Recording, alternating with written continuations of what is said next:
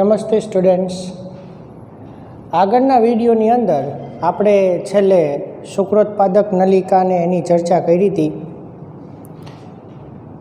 શુક્રપિંડની ફરતે આવેલું આવરણ એટલે ટ્યુનિકા આલ્બુજેનિયા. ટ્યુનિકા આલ્બુજેનિયા જે શુક્રપિંડને અલગ અલગ ખંડોમાં વિભાજિત કરે છે અને એ ખંડની અંદર 1 થી 4 શુક્રોત્પાદક નલિકા છે. તો હવે સ્ટાર્ટ કરીએ શુક્રોત્પાદક નલિકા.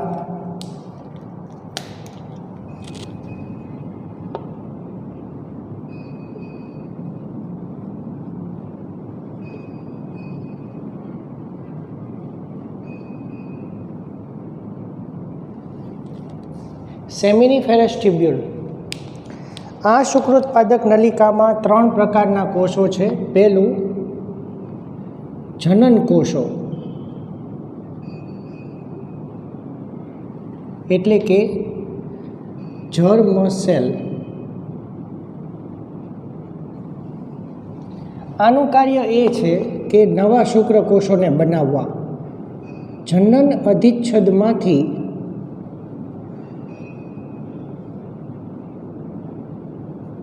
અર્ધીકરણ દ્વારા નવા શુક્રકોષોનું નિર્માણ કરવું.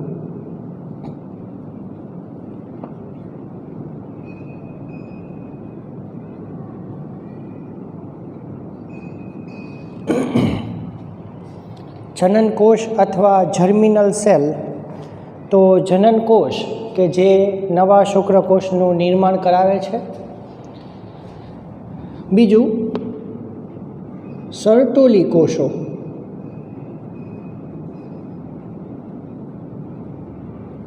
અને નર્સ કોષો કહેવાય.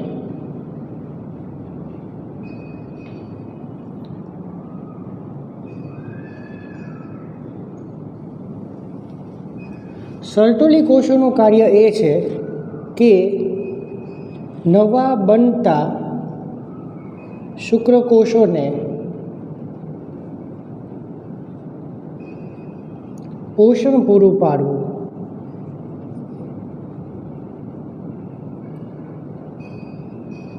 બરાબર. તો સર્ટોલી કોષોને નર્સ કોષો પણ કહેવાય. આમ તો નર્સિંગ કરવું એટલે એને પોષણ આપવું. આમ તો કોઈ માતા જે છે એ બાળકને સ્તનપાન કરાવતી હોય, એનું ભરણ પોષણ કરે તો એને માતાને બાળકની નર્સ કહેવામાં આવે. એનું નર્સિંગ કરે, એમ સાચવે, એને પોષણ આપે. તો એ જ રીતે સર્ટોલી કોષો નવા બનતા શુક્રકોષોને પોષણ પૂરું પાડે. અને ત્રીજું લેડિંગના કોષો.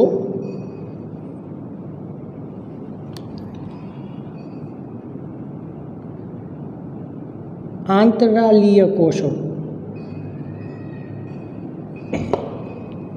ઇંગ્લિશમાં કહેવાય ઇન્ટરસ્ટિશિયલ સેલ.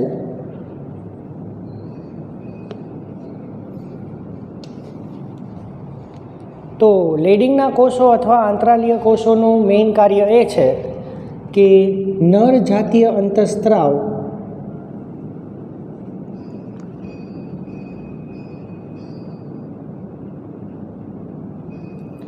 ટેસ્ટોસ્ટેરોન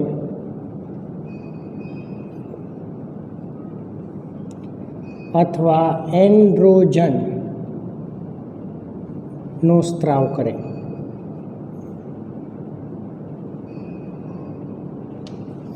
બરાબર. એટલે બહુ અગત્યનું સમજવા જેવી વસ્તુ છે કે લેડિંગના કોષો દ્વારા ટેસ્ટોસ્ટેરોનનો સ્ત્રાવ થાય ત્યારે જનન કોષો નવા શુક્રકોષોનું નિર્માણ કરે. સર્ટોલી કોષો એને પોષણ આપવાનું કાર્ય કરે. તો મેજોરિટી શુક્રપિંડની બધી જ રચના અહીંયા પૂરી. બરાબર. શુક્રપિંડ વૃષણ કોથળીમાં ઉતરી આવવા જોઈએ. શું કામ એની પણ વાત કરી. શુક્રપિંડમાં ઉતરી ન આવે તો એ રોગ એને કહેવાય ક્રિપ્ટોર્કિડિઝમ. બરાબર. ચલો તો હવે નેક્સ્ટ ટોપિક આગળ વધીએ.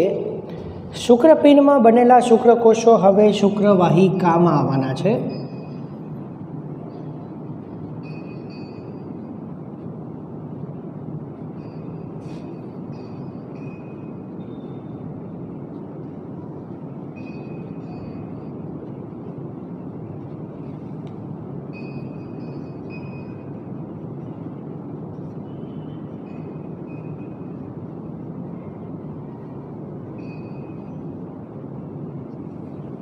બરાબર. શુક્રપિંડમાં નિર્માણ પામેલા શુક્રકોષો શુક્રવાહિકામાં આવે. એક જ વાક્ય એના માટે. હવે શુક્રવાહિકામાંથી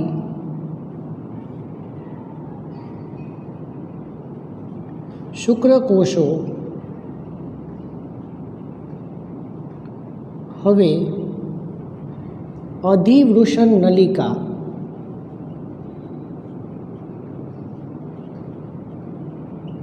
માં આવે છે. અધિવૃષણ નલિકા એટલે એપિડિડાયમિસ. તમને કાલે ઇંગ્લિશ શબ્દ બધા આપ્યા છે મેં. સૌથી અગત્યનો મુદ્દો એ છે કે અધિવૃષણ નલિકા, પહેલો પોઈન્ટ, શુક્રપિંડની ફરતે આવેલી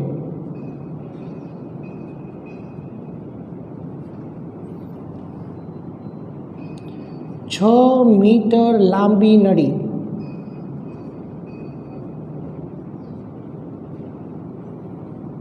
શુક્રકોષોને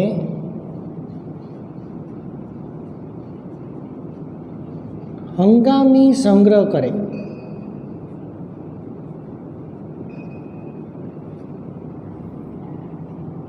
પરિપક્વ થવા માટે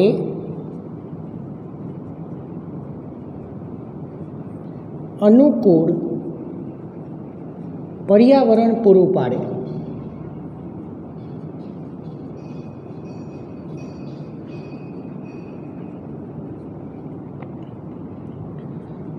પરિપક્વ શુક્રકોષોનો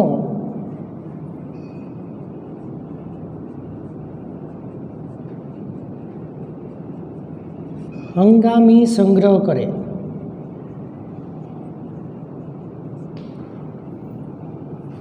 બરાબર. ઘણા બધા પોઈન્ટ છે. અધિવૃષણ નલિકા શુક્રપિંડની ફરતે આવેલી છે. હમણાં આકૃતિ દોરું છું. સૌથી અગત્યનું 6 મીટર લાંબી નળી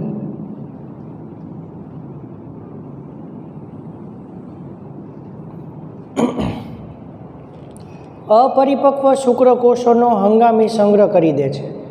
એટલે જે શુક્રકોષો શુક્રવાહિકામાં છે એ આવવાના છે અધિવૃષણ નલિકામાં, અને એ અધિવૃષણ નલિકામાં આ શુક્રકોષ પરિપક્વ હોતા નથી. એટલે એને પરિપક્વ થવા માટે અનુકૂળ પર્યાવરણ પૂરું પાડે, અને પરિપક્વ થઈ ગયા પછી એ શુક્રકોષોનો સંગ્રહ કરે.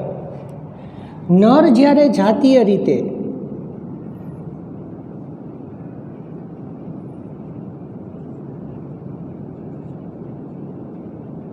ઉત્તેજિત થાય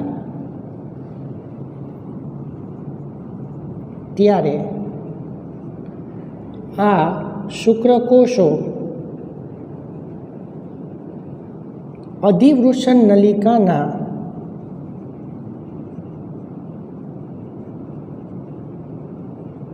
પરિસંકોચન દ્વારા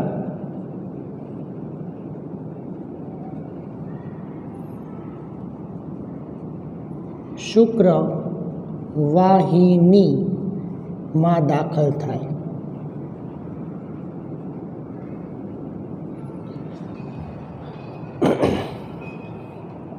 બરાબર. તો શુક્રપિંડની ફરતે, ધારો કે આ શુક્રપિંડ છે, બરાબર, એની ફરતે આવી રીતે તમને આકૃતિ બતાવી છે. અધિવૃષણ નલિકા ગોઠવાયેલી છે. બરાબર. અત્યંત ગૂંચળામય 6 મીટર લાંબી નળી. તો આ અધિવૃષણ નલિકાની ડિટેલમાં ડિસ્કશન. આગળ વધીએ.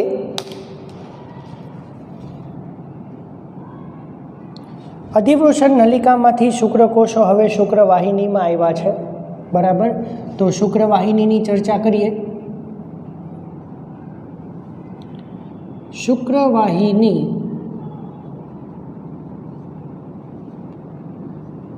ચાલીસથી 45 સેન્ટીમીટર લાંબી નળિકા છે.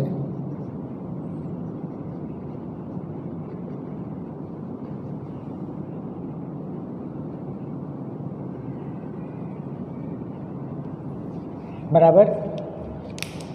શુક્રવાહિની જે છે એ 40થી 45 સેન્ટીમીટર લાંબી નળી છે. હવે આ શુક્રવાહિની છે, ધ્યાન રાખજો, ઇંગ્વિનલ નલિકામાંથી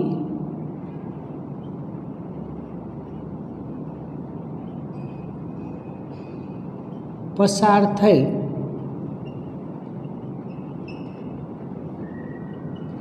ઉદરમાં પ્રવેશી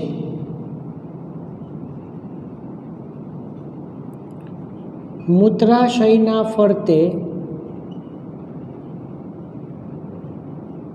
લૂપ બનાવે છે.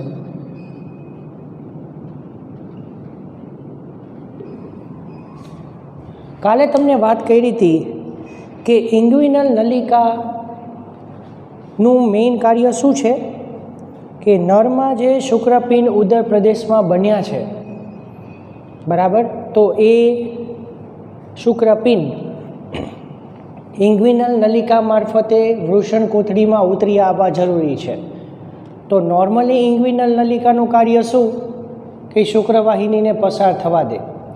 તો એ ઇંગ્વિનલ નલિકામાંથી શુક્રવાહિની પસાર થઈ મૂત્રાશયની ફરતે એક આખું ગૂંચળું બનાવશે. બરાબર. તો હવે ચાર્ટ સ્વરૂપે સમજાવું છું. બંને મૂત્રવાહિની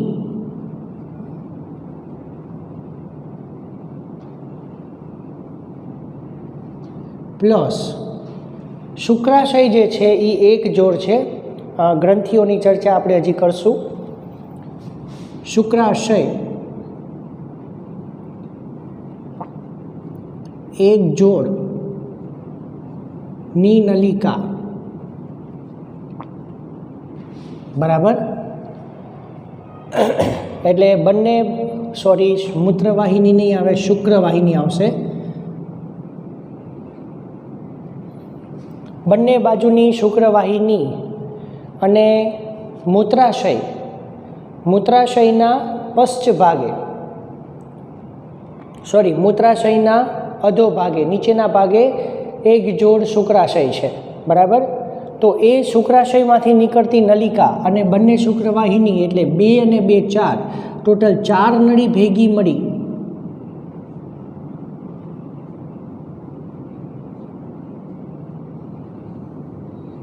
સ્ખલન નલિકા બનાવે.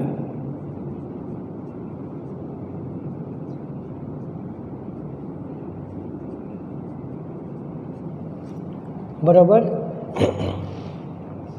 તો સ્ખલન નલિકાની અંદર શુક્રવાહિનીમાંથી શુક્રકોષો અને શુક્રાશયમાંથી પ્રવાહી સ્ખલન નલિકામાં આવશે. પછી સ્ખલન નલિકા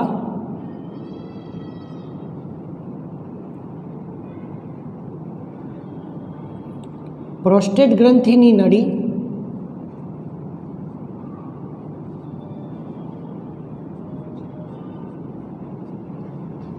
બરાબર, સ્ખલન નલિકા પછી પ્રોસ્ટેટ ગ્રંથિની નલિકા સાથે પ્લસ હજી ત્રીજી છે બલ્બોયુરેથ્રલ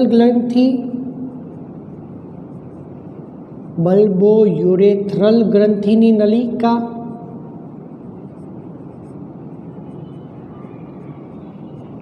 તો બલ્બોયુરેથ્રલ ગ્રંથિ પાછી એક જોડ છે. એટલે આ 4 નળી ભેગી થઈને એક સ્ખલન નલિકા બનાવી, પ્લસ એની સાથે પ્રોસ્ટેટ ગ્રંથિની નળી, પ્લસ બલ્બોયુરેથ્રલ ગ્રંથિની નળી અને પ્લસ મૂત્રમાર્ગ. આ બધા ભેગા મળી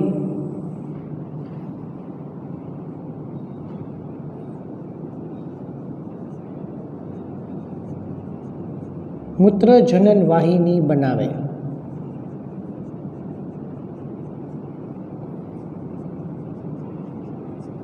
બરાબર. તો સ્ખલન નલિકામાં શું થયું? શુક્રવાહિનીમાંથી શુક્રકોષ આવ્યા, શુક્રાશયમાંથી પ્રવાહી આવ્યું. હવે પ્રોસ્ટેટ ગ્રંથિમાંથી પ્રવાહી, બલ્બોયુરેથ્ર ગ્રંથિમાંથી પ્રવાહી અને મૂત્રમાર્ગ મારફતે મૂત્ર, આ દરેક રચના જે છે એ બધા જ ઘટકો જે છે એ માર્ગમાં ભેગા થશે એટલે કહેવાય છે મૂત્ર જનન માર્ગ. એટલા માટે મેં સ્ટાર્ટિંગમાં કીધેલું કે નરમાં મૂત્ર જનન માર્ગ કે જેમાં મૂત્ર અને જનન કોષો બંને એક જ માર્ગે આવતા હોય છે. તો હવે આ મૂત્ર જનન માર્ગ શિશ્નમાંથી પસાર થઈ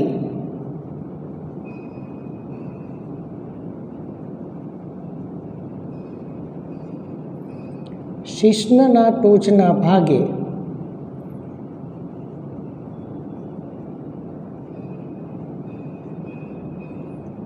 નર જનન છિદ્ર મારફતે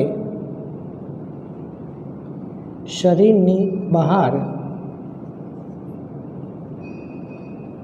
ખુલે. બરાબર.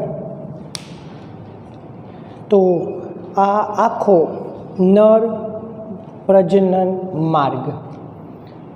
તો હવે સહાયક પ્રજનન ગ્રંથિઓની ચર્ચા આપણે કરીએ. નરમાં સહાયક પ્રજનન ગ્રંથિઓ 3 છે.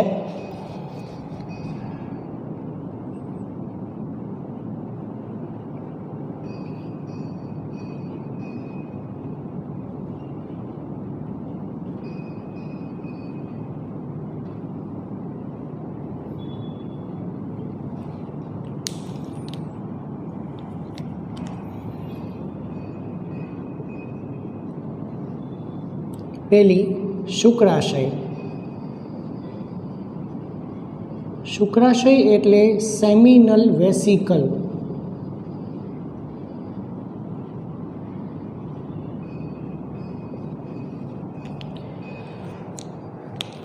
તો શુક્રાશય જે છે એ એક જોડમાં આવેલી છે.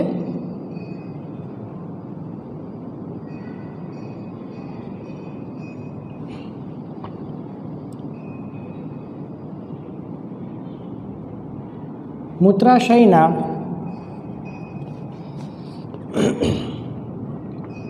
પશ્ચ ભાગે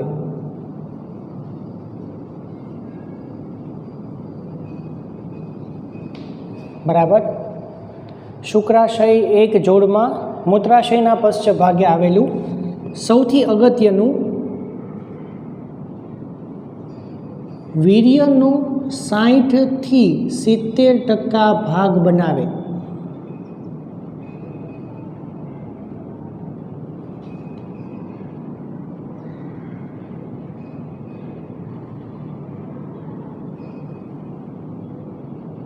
બરાબર. શુક્રાશય એક જોડમાં જે વીર્યનો 60 થી 70% ભાગ બનાવે કેલ્શિયમ, ફ્રુક્ટોઝ તથા વિટામિન સી જેવા ઘટકોનો સ્ત્રાવ કરી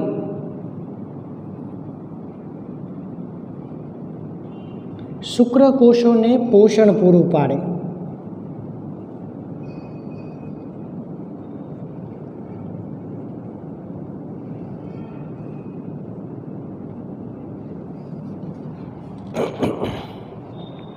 તો શુક્રાશયમાંથી આ બધા ઘટકોનો સ્ત્રાવ થાય. તો શુક્રાશય કેલ્શિયમ, ફ્રુક્ટોઝ સૌથી અગત્યનું અને વિટામિન સી જેવા ઘટકો નો સ્ત્રાવ કરી શુક્રકોષોને પોષણ પૂરું પાડે. એટલે શુક્રાશયનું કાર્ય શુક્રકોષોને પોષણ પૂરું પાડવાનું ખરું. હવે હકીકતમાં સર્ટોલી કોષો જે છે એ શુક્રપિંડમાં હતા. શુક્રકોષો બહાર આવી ગયા પછી એને પોષણ મળવું જોઈએ, ઘર્ષણ ન થવું જોઈએ, એનો નાશ ન થવો જોઈએ, બધું ધ્યાન રાખવામાં આવે છે. તો ફ્રુક્ટોઝ જે છે એ ખાસ શુક્રકોષને પોષણ પૂરું પાડશે, પણ સૌથી અગત્યની વાત એ કરવાની છે, સામાન્ય રીતે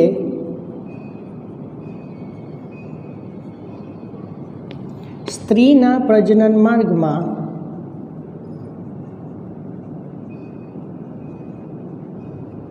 ફ્રુક્ટોઝ હોતું નથી.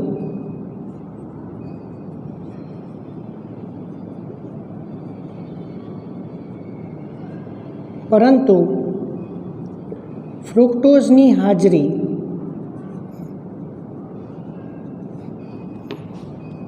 સમાગમ થયું છે એની પૂર્તતા કરે છે. એટલે કે કોઈ સ્ત્રી સમાગમની ક્રિયા કરેલી છે કે નહીં, તો એના પ્રજનન માર્ગની અંદર ફ્રુક્ટોઝની હાજરી છે કે નહીં એ ચકાસવામાં આવે. તો જો કોઈ સ્ત્રીએ સમાગમની ક્રિયા કરેલી ન હોય તો એના પ્રજનન માર્ગમાં ફ્રુક્ટોઝ હોતું નથી. અને આ ફ્રુક્ટોઝની હાજરી તો જનરલી બળાત્કારના કેસની અંદર પ્રજનન માર્ગની અંદર ફ્રુક્ટોઝ શોધવામાં આવે છે, અને એમાં જે શુક્રકોષ છે એના ડીએનએના આધારે કોણે બળાત્કાર કર્યો છે એ ગુનેગારને પકડવામાં આવે છે. એના માટે ડીએનએ ટેસ્ટ કરવામાં આવે, બરાબર. તો ફ્રુક્ટોઝ જે છે એ સામાન્ય રીતે સ્ત્રીના પ્રજનન માર્ગમાં હોતું નથી. જો પ્રજનનની ક્રિયા ન કરેલી હોય તોની વાત છે, પણ ફ્રુક્ટોઝની હાજરી સમાગમની પૂર્તતા કરે છે. એટલે આ એક એમસીક્યુ સૌથી અગત્યનો પૂછી શકે. બીજી ગ્રંથિની વાત કરીએ, પ્રોસ્ટેટ ગ્રંથિ.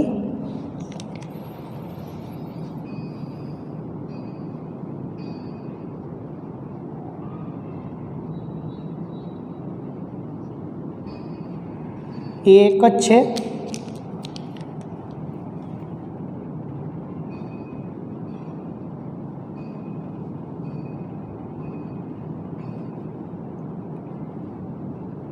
મૂત્રાશયના પશ્ચ ભાગે આવેલી,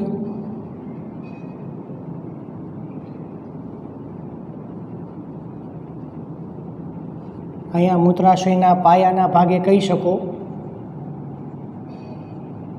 બરાબર.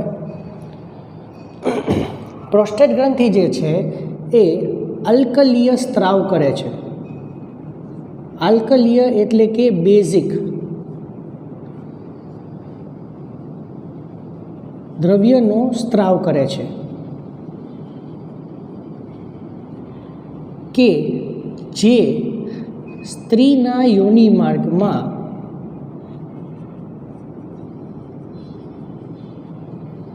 જેની પીએચ 3.5 થી 4 છે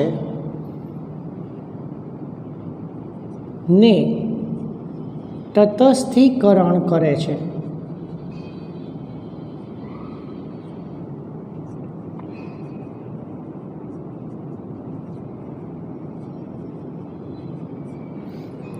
કારણ કે વીર્યની પીએચ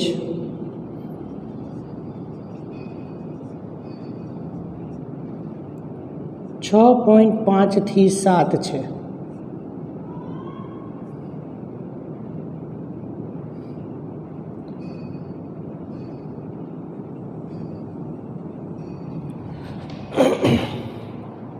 પ્રોસ્ટેટ ગ્રંથિ મૂત્રાશયના પશ્ચ ભાગે આવેલી છે, એક જ છે, માત્ર નરમાં આવેલી, માદામાં નથી, બરાબર.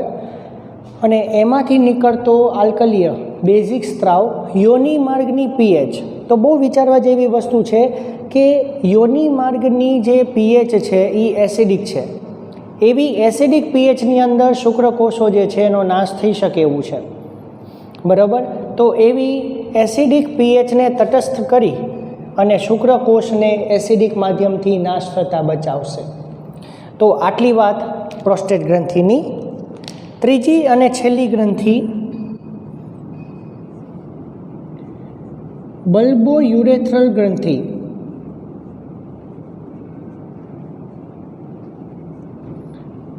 કાઉપરની ગ્રંથિ કહેવાય, બરાબર.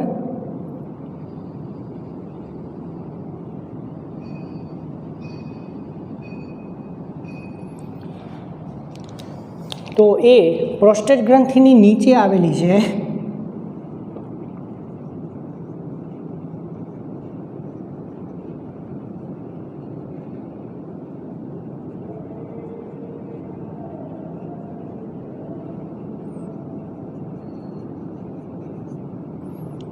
આલ્કલીય દ્રવ્યોનો સ્ત્રાવ કરે.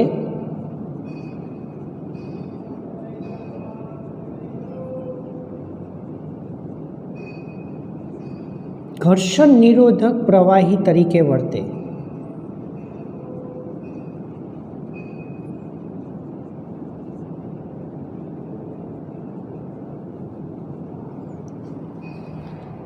તો બલ્બોયુરેથ્રલ ગ્રંથિ ઘર્ષણ નિરોધક પ્રવાહી બનાવે એટલે આખો મૂત્રજનન માર્ગ જે છે એ નરમાં એ સુંવાળો બને, ચીકણો બને, જેથી કરીને શુક્રકોષો સહેલાઈથી સરકી શકે, તરી શકે. એટલે શુક્રાશય શુક્રકોષોને પોષણ પૂરું પાડે છે. પ્રોસ્ટેટ ગ્રંથિ યોનિ માર્ગની એસિડિક પીએચને દૂર કરી શુક્રકોષોને એસિડિક પર્યાવરણથી રક્ષણ આપે છે. અને બલ્બોયુરેથ્રલ ગ્રંથિ ઘર્ષણ નિરોધક પ્રવાહી બનાવી આખા મૂત્રજનન માર્ગને સુંવાળો અને ચીકણો બનાવે, જેથી કરીને શુક્રકોષો ઘર્ષણ પામે નહીં. બરાબર. તો આ નરમાં સહાયક પ્રજનન ગ્રંથિની વાત થઈ. વીર્યની વાત થઈ ગઈ છે થોડી ઘણી. વીર્ય એટલે શુક્રાશય, પ્રોસ્ટેટ ગ્રંથિ, બલ્બોયુરેથ્રલ ગ્રંથિ ના સ્ત્રાવો ભેગા થઈ અને સફેદ વીર્યનું નિર્માણ કરે. પણ વીર્યની પીએચ 6.5 થી 7 છે. પણ એક મુદ્દો ડિસ્કસ કરવાનો બાકી રહે. દરેક સ્ખલનમાં વીર્યનું કદ 3 થી 4 ml હોય છે. હવે છેલ્લો ટોપિક ડિસ્કસ કરીએ, શિશ્ન. શિશ્ન જે છે એ નરમાં નળાકાર અંગ છે. માદા પ્રજનન માર્ગમાં શુક્રકોષનો ત્યાગ કરવા માટેનું અંગ, જે નરમાં પ્રજનન ક્રિયા માટે મુખ્ય અંગ છે. નરમાં શિશ્નમાં ઉત્થાન પેશીઓ આવેલી છે. ઉત્થાન પેશીને ઇરેક્ટાઇલ ટિશ્યુ કહેવામાં આવે. આ ઉત્થાન પેશી 3 પ્રકારની છે. એમાં 2 જૂથ, આમ 3 જૂથ, એમાં 2 જૂથ પૃષ્ઠ ભાગે છે અને 1 જૂથ જે છે એ વક્ષ ભાગે છે. 2 પૃષ્ઠ અને 1 વક્ષ ભાગ, એની વચ્ચેનો જે માર્ગ બને છે એની અંદરથી મૂત્રજનન માર્ગ પસાર થાય છે. ઉત્થાન પેશીઓમાં રુધિર કોરડો આવેલો છે, એટલે એમાં રુધિર ભરાય છે અને રુધિર ખાલી પણ થાય છે. તો સામાન્ય રીતે જ્યારે નર પ્રજનનિક રીતે ઉત્તેજિત અવસ્થામાં નથી હોતું ત્યારે નરમાં શિશ્ન શિથિલ અને નાનું હોય છે. જ્યારે નર પ્રજનનિક રીતે ઉત્તેજિત હોય ત્યારે શિશ્ન મોટું અને કડક બને છે. એને ઉત્થાન કહેવામાં આવે છે. એટલે પ્રજનનની ક્રિયાના સમયે નરમાં શિશ્ન મોટું અને કડક બને, પણ વીર્ય સ્ત્રાવ થઈ ગયા પછી શિશ્ન ફરી પાછું સામાન્ય રીતે નાનું અને શિથિલ બની જાય છે. તો આ રીતે ડિટેલમાં નર પ્રજનન તંત્રની ડિસ્કશન પૂરી કરીએ છીએ. હવે પછીના લેક્ચરની અંદર માદા પ્રજનન તંત્ર વિશે તમને ડિટેલમાં માહિતી આપીશ. તો અહીંયા આપણે અટકીએ.